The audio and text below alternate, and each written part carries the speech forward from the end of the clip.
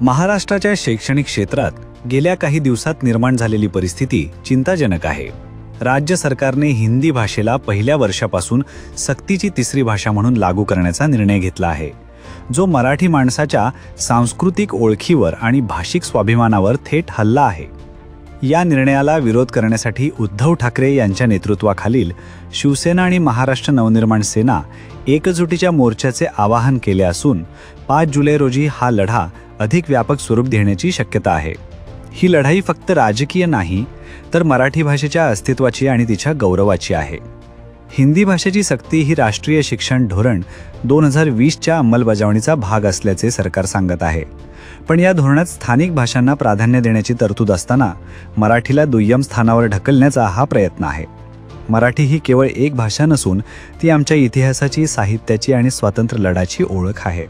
1960 मध्ये संयुक्त महाराष्ट्र चळवळीत मराठी भाषेच्या सन्मानासाठी झालेले बलिदान आजही आमच्या स्मरणात आहे। त्या पार्श्वभूमीवर हिंदी लाभण्याचा हा निर्णय मराठा माणसाच्या मनाला चटका लावणारा आहे। एकीकडे सरकारने मराठीला अभिजात भाषेचा दर्जा दिला, दुसरीकडे याच अभिजात मराठीला दडापण्यासाठी हिंदी लागण्याचा उपक्रम सुरू केला आहे। शासनाच्या दुहेरी भूमिकेचा अर्थबोध होत नाही। प्राथमिक शिक्षणात द्विभाषा पद्धत अस्तित्वात आहे, ती सर्वमान्य असताना त्रिभाषा पद्धतीचा आग्रह सरकार का करते हे समजायला मार्ग नाही। सरकारही त्याबाबतची भूमिका स्पष्ट करताना कमी पडते असेच दिसते। मराठी भाषा आंदोलनाला व्यापक स्वरूप येताना पाहून सरकारने 2 पावले मागे घेत पहिलीपासून नव्हे तर तिसरीपासून हिंदीचा अंतर्भाव करण्याचा निर्णय घेण्यात आला असल्याची माहिती शिक्षण मंत्री दादा भुसे यांनी दिली। शासनाचा तसा निर्णय असेल तर पहिलीपासूनची पुस्तके का छापली या प्रश्नाचेही उत्तर सरकारने द्यायला हवे। स्वभाषेत मुलांचे भावविश्व विकसित होते। इंग्रजी ही ज्ञानभाषा म्हणून स्वीकारली गेली। विद्यार्थ्यांना आंतरराष्ट्रीय ज्ञान मिळावे, प्रारंभीपासून त्यांचा इंग्रजीबाबतचा न्यूनगंड दूर व्हावा, त्यांचे आंतरराष्ट्रीय आकलन वाढावे, यासाठी पालकही मुलांच्या इंग्रजी शिक्षणासाठी आग्रही असतात।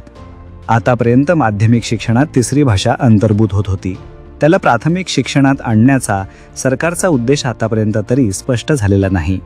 मराठी भाषेच्या लढ्याला ऐतिहासिक संदर्भ आहेत। शिवसेना प्रमुख स्वर्गीय बाळासाहेब ठाकरे यांनी मराठी माणसांच्या हक्कांसाठी आणि भाषेच्या संरक्षणासाठी जो आंदोलन उभारले ते आजही प्रेरणादायी आहे।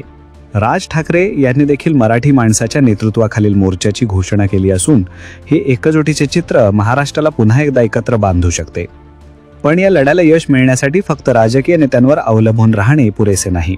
मराठी समाजाने स्वतःहून पुढे येऊन या प्रश्नावर ठाम भूमिका घ्यावी।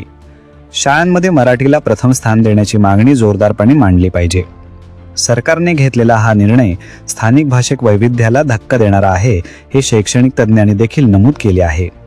दक्षिण भारतातील 1965च्या अँटी हिंदी आंदोलनापासून ते आजपर्यंत भाषा लादण्याच्या प्रयत्नांना विरोध होत आला आहे। महाराष्ट्राने देखील आपली वेगळी ओळख जपण्यासाठी ठामपणे उभे राहावे। त्यासाठी पक्षाच्या नावाखाली वेगवेगळी मोर्चा काढण्याऐवजी सामूहिक लढा उभारणे गरजेचे आहे।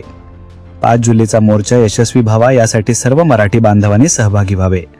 ही लढाई केवळ एका भाषेची नाही तर आमच्या संस्कृतीची, आमच्या स्वाभिमानाची आहे। जय महाराष्ट्र आणि जय मराठी अशी घोषणा देत आम्ही या लढ्याला पाठिंबा देतो। सरकारने तातडीने हा निर्णय मागे घ्यावा आणि मराठी भाषेचा सन्मान राखावा ही आमची मागणी आहे, अन्यथा महाराष्ट्राचा जनआक्रोश थांबणार नाही। अशाच ताज्या आणि महत्त्वपूर्ण घडामोडींसाठी पाहत रहा राष्ट्र सह्याद्री न्यूज। राष्ट्र सह्याद्री न्यूजला लाईक करा, शेअर करा आणि सबस्क्राईब करा।